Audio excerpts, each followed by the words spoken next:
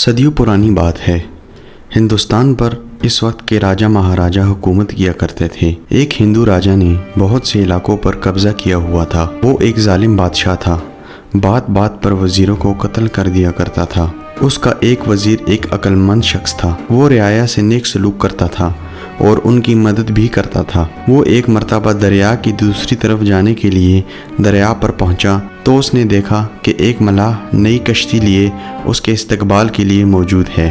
جب وہ دوسری طرف پہنچا تو وزیر نے دیکھا کہ بادشاہ کے ہر کارے کشتی پر قبضہ کرنے کے لیے تیار کھڑے ہیں۔ وزیر نے ملاح کی کشتی اس سے بچا لی تو وہ وزیر کا شکریہ کرتے ہوئے واپس لوٹ گیا۔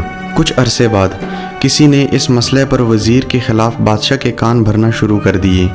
بادشاہ تو پہلے ہی موقع کی تلاش میں تھا کہ کسی طرح وزیر سے بدلہ لے لے۔ کچھ عرصے پہلے دوسرے بادشاہ بنے، اسے سفید ہاتھی کا تحفہ دیا گیا۔ وہ بچہ تھا مگر اب جوان ہو گیا تھا۔ بادشاہ بما وزراء اور اپنے درباریوں کے اسے دیکھنے گیا۔ تمام درباری اور وزراء اس کی تعریف کر رہے تھے۔ بادشاہ وزیر سے انتقام بھولا نہیں تھا۔ اس نے وزیر سے کہا، مجھے اسی ہاتھی کا ٹھیک وزن بتاؤ ورنہ تمہیں قتل کر دیا جائے گا۔ 10 دن کی مہلت ہے۔ وزیر بہت پریشان ہو گیا۔ وہ مختلف تدبیروں کا سوچنے لگا مگر کچھ سمجھ نہیں آ رہا تھا۔ وہ پریشانی کے عالم میں دریا کی طرف نکل گیا اور وہاں بیٹھ کر سوچ بچار کرنے لگا۔ اسی دوران وہی کشتی والا بزرگ اس کے پاس آیا اور جھک کر سلام کیا۔ وزیر کو پریشان دیکھ کر پوچھنے لگا، وزیر محترم کیا بات ہے؟ آپ پریشان لگ رہے ہیں۔ ہاں بزرگوں، بادشاہ نے ایک الجھن میں ڈال دیا ہے۔ 10 دن کی مہلت تھی، آج 8واں دن ہے۔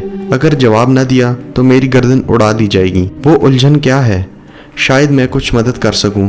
بات یہ ہے کہ بادشاہ کے پاس ایک سفید ہاتھی ہے۔ وہ اس کا وزن بتانے کا کہہ رہا ہے ورنہ میری گردن اڑا دے گا۔ یہ تو کوئی مسئلہ ہی نہیں ہے، چٹکی بجاتے ہی حل ہو گیا ہے۔ میری جان کی بنی ہے، آپ چٹکی بجاتے مسئلہ حل کر رہے ہیں۔ وزیر نے حیرت سے کہا، جی محترم، آپ کل ہاتھی لائیے، اسے کشتی پر بٹھا کر دریا میں اتار دیں گے۔ جتنی کشتی پانی کے اندر جائے گی اس پر نشان لگائیں گے، پھر اتنے وزن کے پتھر کو نشان تک کشتی پانی میں لے جا کر ڈال کر وزن کریں گے۔ وزیر کی سمجھ میں ساری بات آ گئی۔ اگلے دن وہ ہاتھی کو دریا کے کنارے لایا، اسے کشتی میں سوار کر کے دریا میں لے جا کر کشتی پر نشان لگا دیا۔ پھر اس نشان تک پتھر ڈال کر وزن کیا گیا۔ پھر ان پتھروں کا وزن کیا اور بادشاہ کو بتایا۔ اب بادشاہ حیران ہوا کہ یہ کیسے ممکن ہے۔ جب اسے بتایا تو بہت خوش ہوا۔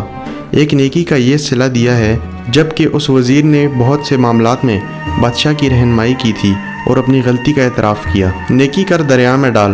وزیر نے ملاح کے ساتھ نیکی کی اور ملاح نے نیکی کر کے اس کی جان بچا لی۔ اللہ تعالی ہمیں نیک کام کرنے کی توفیق عطا فرمائے۔